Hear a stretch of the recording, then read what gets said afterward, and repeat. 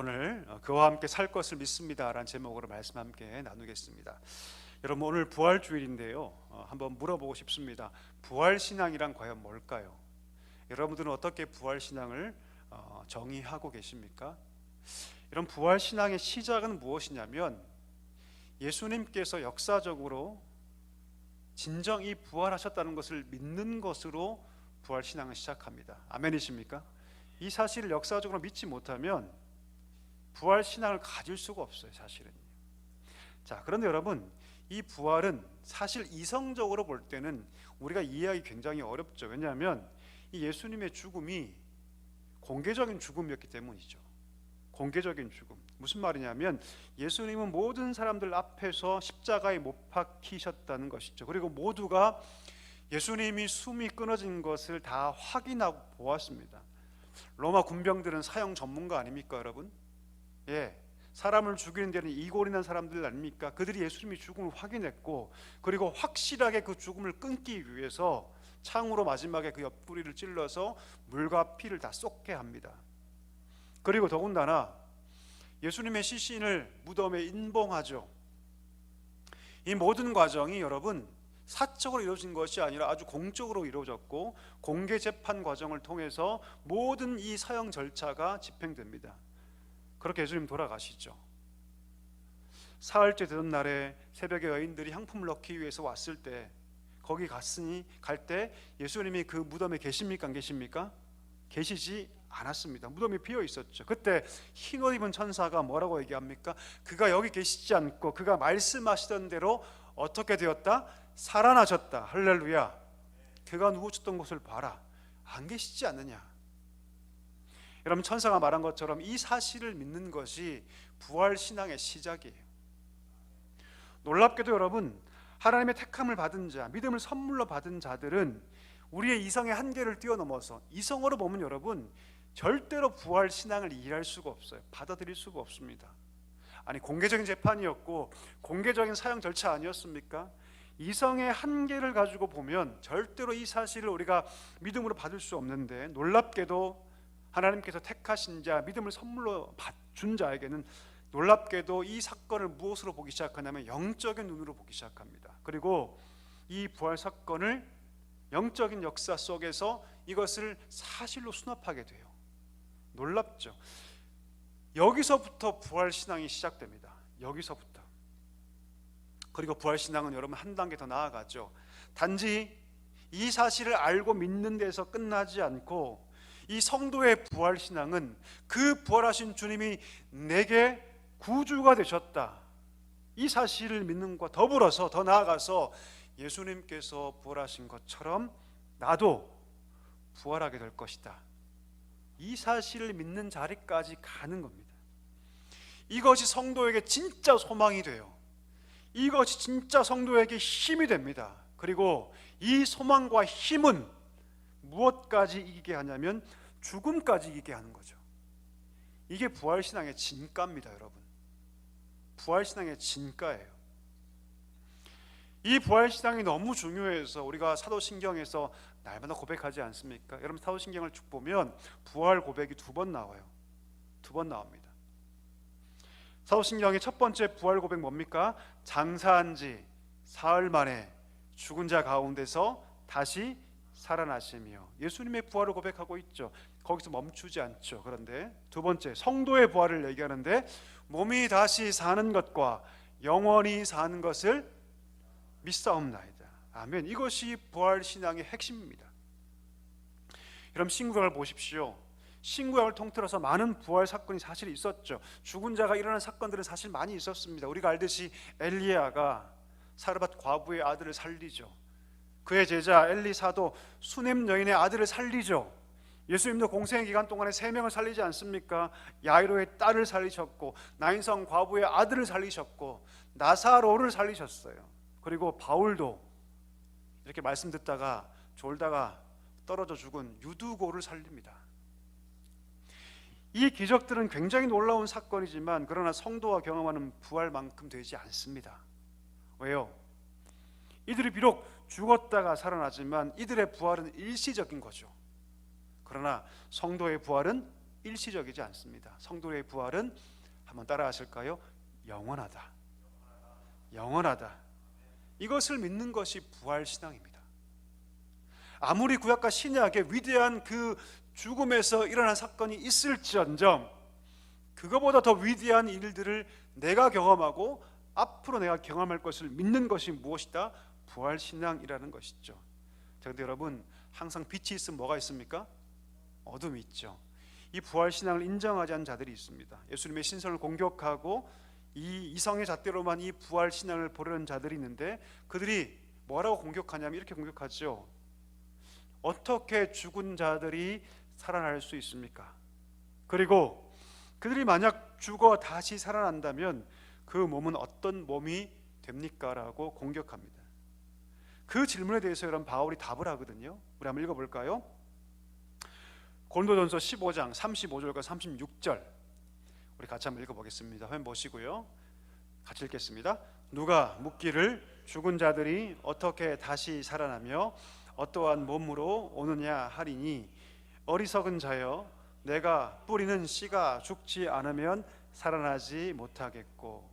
오늘 바울이 이 부활 사건의 진리를 뭐로 설명하냐면 씨앗으로 설명합니다. 무슨 말입니까? 씨가 죽고 새로운 생명으로 살아나는 것 똑같이 죽은 자의 부활도 그러하다. 성도의 부활도 그러하다. 우리가 알듯이 농부가 이제 때가 되면 씨를 막 뿌리죠. 그렇죠? 유대인들은요, 초막절이 끝나면 이제 이른비가 옵니다. 10월쯤, 우리나라 지금 이 태양력으로 10월쯤, 9월, 10월, 11월쯤에 이른비가 와요. 저 지중해에서 비가 오면 땅이 부드러워지죠. 그렇죠? 그때 땅을 기경하고 이제 씨를 뿌리기 시작해요. 자, 그런데 예수님이 뭐라 말씀하셨어요? 씨가 죽어야지만 열매를 맺는다고 말씀하시죠. 언뜻 이 과정을 우리가 이해할 수 없을지도 모르겠어요. 왜? 씨가 살아야지만 열매를 맺을 수 있는데 어떻게 씨가 죽어야지만 열매를 맺느냐고 말할 수 있습니다. 여러분 잘 생각해 봐야 합니다. 여러분 씨앗은요, 잘 보시면 이 씨앗을 이렇게 갈라보면 세 가지 부분으로 되어 있어요. 씨앗의 핵심에 뭐가 있냐면 배라고 불리는 부분이 있습니다. 배. 이 배가 한자인데 이 배는 무엇을 의미하냐면 아이를 벤다는 뜻의 한자예요. 아이를 벤다. 근데 그 배에 둘러싸고 있는 것이 있는데 그것을 배유라고 합니다. 배유. 전유자를 써요. 그러니까 배젖이란 뜻인데 배의 영양분 역할을 한다고 해서 이 배 겉을 싸고 있는 부분을 배유라고 합니다. 그리고 그 배와 배유를 둘러싸고 있는 껍질, 씨앗은 다 껍질이 있죠, 그렇죠? 그것을 뭐라고 얘기하냐면 종피라고 얘기합니다. 이 딱딱한 껍질이 배와 배유, 그것을 싸고 있는 것이죠. 자, 그 씨앗이 땅에 심겨집니다. 자, 그러면 땅에 심겨지면 종피가 어떻게 되냐면 종피가 썩습니다. 왜 썩을까요, 여러분? 종피가 썩어야지만 그 안에 있는 배와 배유가 땅의 양분과 수분을 흡수할 수 있기 때문이죠. 그래야지만 배가 싹이 돼서 나올 수 있기 때문이죠. 그리고 그렇게 종피가 썩으면요, 그 겉을 싸고 있던 배유도 썩기 시작합니다. 배유가 썩기 시작해서 누구에게 거름이 되기 시작하냐면 그 안에 있는 배, 태아, 쉽게 말하면 그 배에게 배유가 양분이 되기 시작합니다. 그 양분을 뭐가 먹냐면 배가 먹어요. 그럼 배는 가만히 있습니까? 그 양분을 먹고? 아니죠.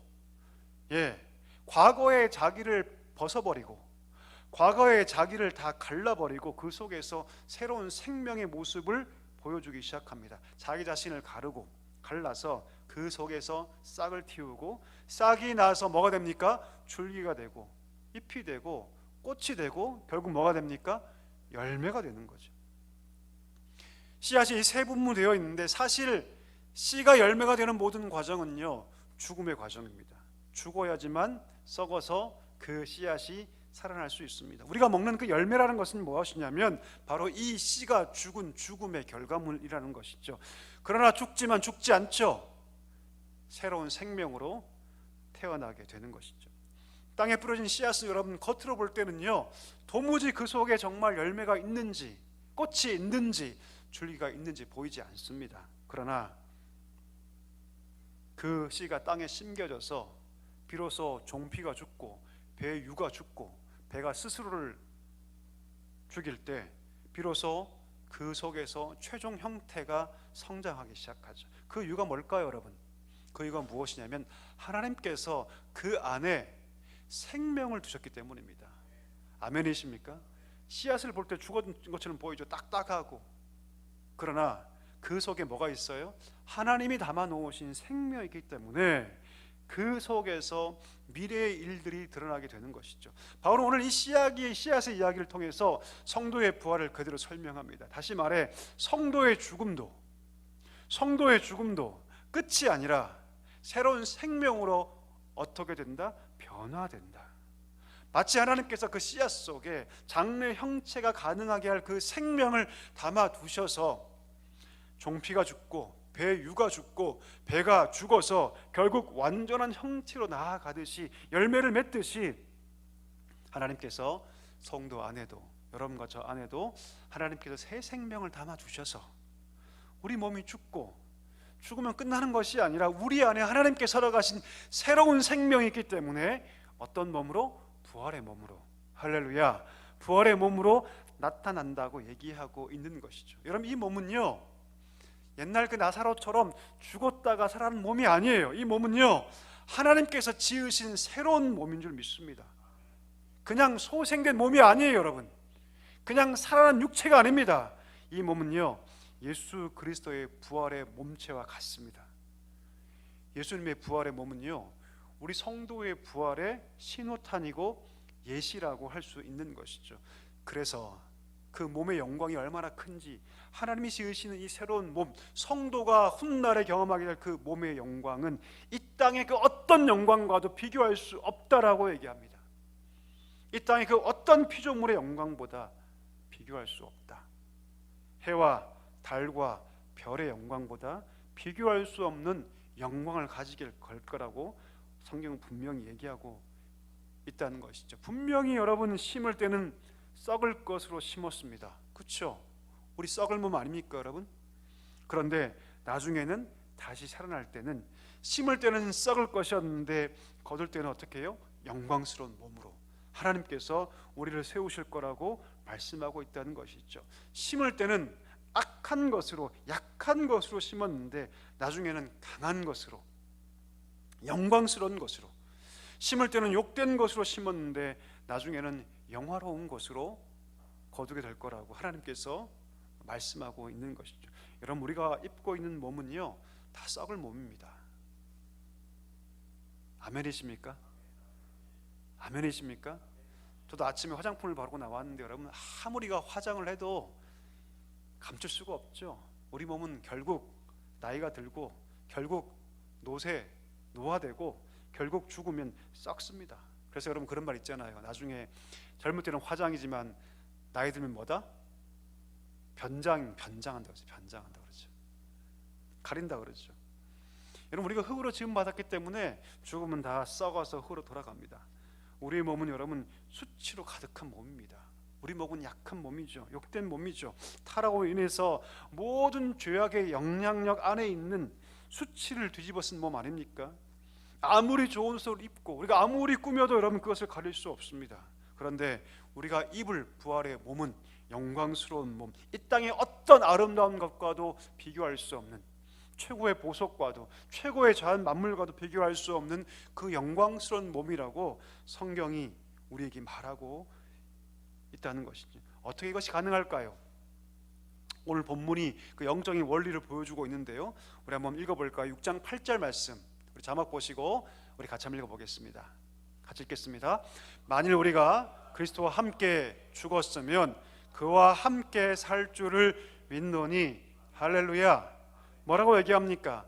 우리가 그와 함께 죽고 그와 함께 어떻게 될 것이다? 살게 될 것이다. 이 원리를 설명하면 여러분, 우리가 성령 안에서 그리스도와 함께 한 몸이 된다.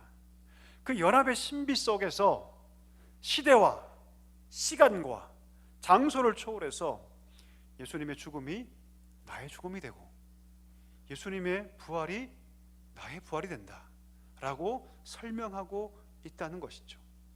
죽음을 이기신 그 예수님의 부활의 능력이 성령이 내 안에 임재하심을 통해서 성령 안의 그 신비적 연합을 통해서 오늘 이 시대를 살아가는 우리에게 과거 2000년 전의 사건이고 2000년 전의 부활이지만 그 부활의 능력이 시대를 초월해서 공간을 초월해서 우리에게 정확하고 명료하게 나타난다고 하나님 말씀하고 있는 것이죠. 빌립보 3장 21절은요, 그렇게 우리가 입게 될 그 몸의 부활이 얼마나 영광스러운지 말해주는데요. 우리 한번 읽어볼까요? 3장 21절 말씀입니다. 같이 한번 읽겠습니다. 그는 만물을 자기에게 복종하게 하실 수 있는 자의 역사로 우리의 낮은 몸을 자기 영광의 몸의 형체와 같이 변하게 하시리라. 할렐루야. 아멘이십니까?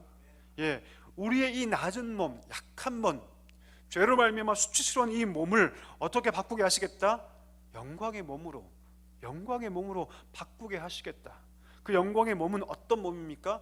예수님의 몸처럼 그렇게 바꾸게 하시겠다라고 얘기한다는 것이죠. 썩지 않고 강하며 가장 영광스러운 그 예수 그리스도의 몸처럼, 부활의 몸처럼 우리 성도들도 그렇게 하나님께서 영광의 몸을 입혀주실 거라고 말씀하고 있다는 것이죠. 여러분, 우리가 훗날 살게 될 그 천국의 삶은요, 바로 이 몸을 입고 살아가게 될 줄 믿습니다. 여러분, 이 소망이 우리 가운데 있어야 할 줄 믿습니다. 이것이 있을 때 우리가 죽음도 이기는 신앙을 가질 수 있게 되기 때문이죠. 이 부활하신 사실을, 이 능력을 우리가 믿을 때 그의 삶은요, 현재에 머무르지 않습니다. 더 나아가서 아무리 고통이 찾아오고 문제가 찾아오고 죽음 같은 삶이 찾아온다 할지라도 이 부활신앙을 가진 자들은요, 결코 흔들리지 않기 때문입니다. 왜요, 여러분? 우리 가운데 약속이 있기 때문이죠. 이런 약속, 어떤 죽음도 어떤 권세도 성도를 막을 수 없다, 부활신앙을 가진 자를 막을 수 없다, 이 사실을 성경이, 하나님께서 우리에게 약속하고 있기 때문입니다. 여러분, 혹시 창끝이라는 영화를 보셨습니까? 좀 오래된 영화긴 한데 여러분, 기독교 영화입니다. 거기 보면 짐 엘리엇이라는 사람이 등장합니다. 이 사람은 미국 사람인데요, 휘튼 대학이라는 미국에 있는 대학에 졸업하고 아주 우수한 성적으로 졸업하죠. 근데 그가 거의 나이 20대 때 하나님 만나고 그가 회심하고 하나님께 자신을 헌신합니다. 그리고 그 휘튼 대학을 졸업하고 한 신문을 보면서 에콰도르의 아우카 부족이라는 곳을 알게 됩니다. 아우카 부족. 그리고 마음에 결정하죠. 내가 졸업하자마자 가장 피가 뜨거울 때, 가장 열정이 넘쳐날 때 내가 이 삶을 하나님께 드려야겠다라고 결정하고 에콰도르에 있는 그 아우카 부족을 향해서 나아가기로 하나님께 헌신합니다. 이미 그가 결혼한 상태였어요. 아이도 있었습니다. 떠나기 전날 밤에 아이와 함께 대화를 나누죠. 그 아이가 물어봐요. 아버지, 만약 그 아우카 부족이 아빠를 공격하면 어떻게 하실 거예요? 만약 그 아우카 부족이 아빠를 공격하면 아빠 총을 쏠 건가요? 라고 물어봅니다. 그때 이 짐 엘리엇이 뭐라고 얘기하냐면 이렇게 얘기해요. 아들아, 나는 총을 쏠 수 없단다. 왜냐하면 아빠는 천국에 들어갈 준비가 되었지만, 그러나 저들은 천국에 들어갈 준비가 되어 있지 않자니 나는 결코 총을 쏠 수가 없다라고 얘기합니다. 그들이 5명이 가는데 여러분, 가서 아우카 부족에게 무참히 죽임 당합니다. 나중에 봤더니 여러분, 그의 배낭 속에 총을 갖고 있었어요. 호신용으로. 혹시 짐승도 있을 수 있으니까. 사람을 죽이기 위한 것이 아니었고, 근데 한 발도 발사하지 않습니다. 아무런 저항도 하지 않죠. 놀랍게도 딱 2년이 지나서 그의 아내들이 아이들과 함께 똑같이 그곳에 들어갑니다. 한 60명 모여있는 이 아우카 부족들, 똑같이 2년 후에 그의 아내와 아이들이 똑같이 그 아우카 부족에 들어가요. 가서 함께 살면서, 그들이 GBT라고 성경 번역 선교회 소속 선교사들이었거든요. 함께 살면서 그 부족의 언어로 성경을 해석하고 성경을 집필하고 온 부족이 얼마 가지 않아서 하나님께 돌아오는 놀라운 역사가 일어나게 됩니다. 자, 짐 엘리엇이 27세의 나이로, 그 젊은 나이 아닙니까 여러분? 그 나이로 저들이 창으로 자기를 죽일 때 왜 반응하지 않았을까요? 그 이유는 간단합니다.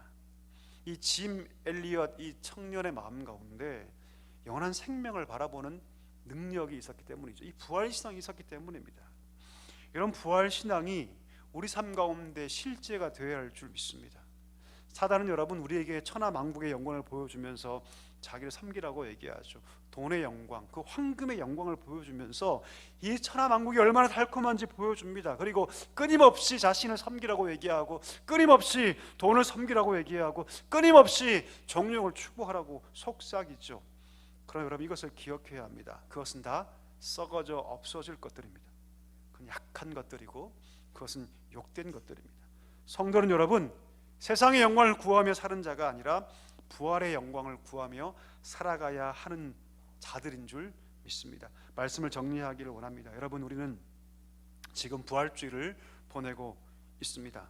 저는 저희 마음 가운데, 우리 모든 마음 가운데 이 부활신앙이 마치 군인들이 무기를 갖추듯이 저는 부활신앙이 우리 마음 가운데 영적인 무기로 자리할 수 있기를 간절히 소망합니다.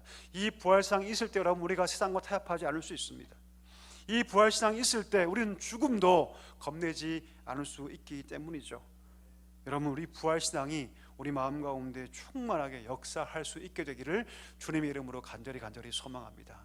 어떤 문제 앞에 우리가 봉착한다 할지라도 이 부활신앙으로 승리할 수 있는 우리 모두가 될 수 있기를 주님의 이름으로 간절히 축복합니다.